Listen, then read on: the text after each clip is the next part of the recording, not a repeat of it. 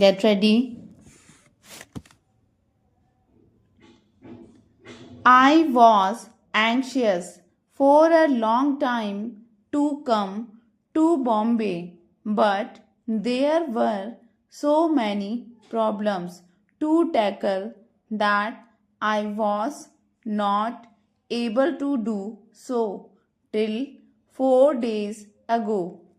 Bombay has always a soft corner in my heart because it has given a lead to the rest of India for many decades, and I hope it will continue to do so.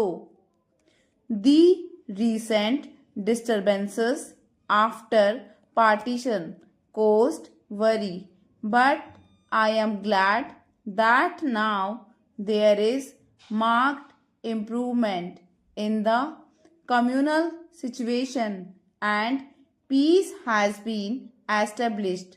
Now that the country has achieved freedom, it is in our hands to make or mar our future, and therefore every effort should be made to make the nation happy and prosperous so that it might uplift itself and also arise in the estimation of the world.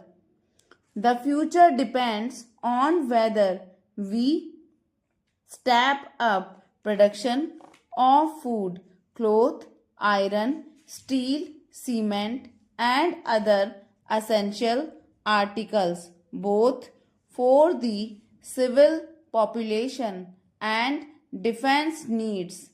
This is necessary not only for banishing hunger and disease from the country but also for consolidating for the freedom which we have won after so many years of struggle. Para labor is today at the crossroads. If they take the right road and contribute all their energies to the task of strengthening the country, India will have a glorious future.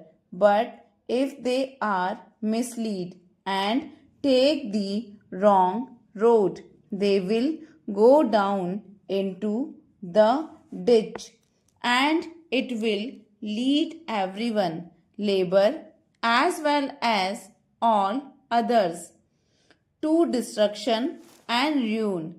The workers should remember that they do not work only for their maintenance. They are not animals who are driven by the whip. They should realize their important role in the country's progress and ask themselves what they are working for. On their efficiency and hard work depends the greatness of the country.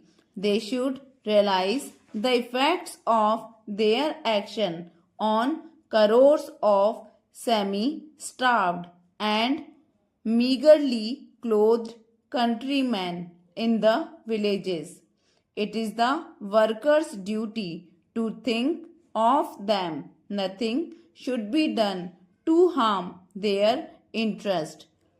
When the socialist young men called for a token strike, the result was a tremendous loss in wages and production. To an average worker, it meant a day's holiday and the loss of 1 day's wage.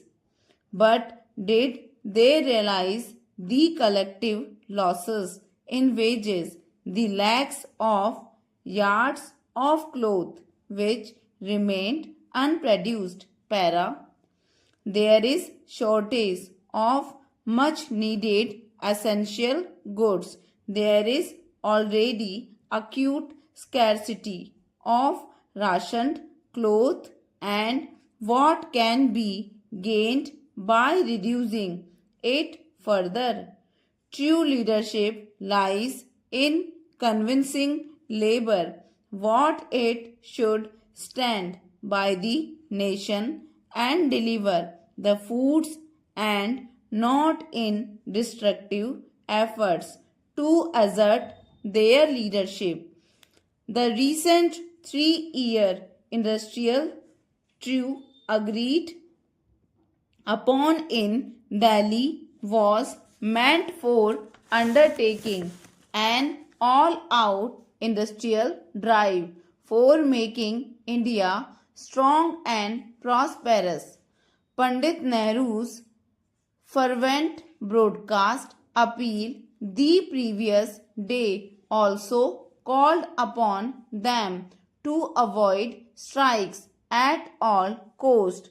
The port trust workers strike in Bombay is an illustration of the utter futility of such strike prompted by reckless leadership. It was holding up food imports which were urgently needed to avert hunger in many parts of the countries and among lakhs of refugees pouring in from the Punjab and Sindh.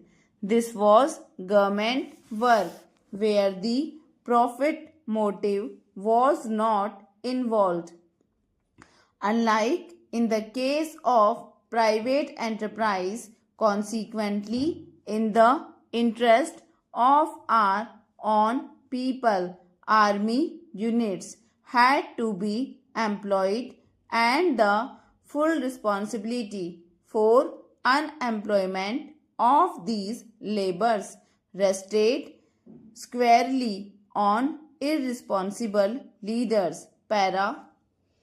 The workers must always keep before them the interest of crores of our countrymen and throw off the destructive leadership and muster strong support to the best interest of the country.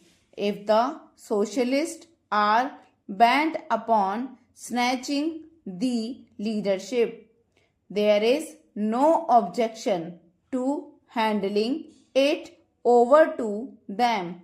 After all, our mission has been accomplished.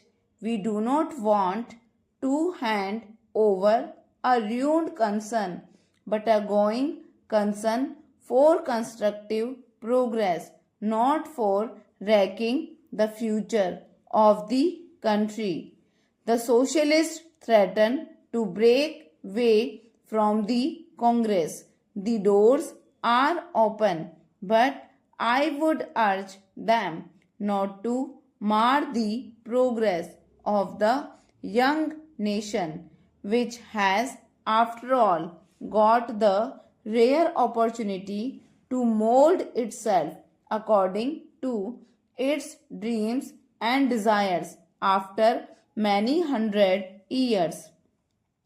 I would repeatedly like to persuade you to keep away from this strike fever, since produce or perish is the crucial question facing us at this juncture.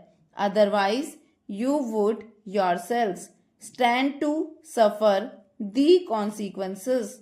The freedom that we have secured is for regenerating the country and not for bringing it down. Tremendous natural resources lie hidden under our soil. Why not exploit them to the best advantage? Why not increase production in cloth, steel, cement, etc.? and solve the housing and other acute problems.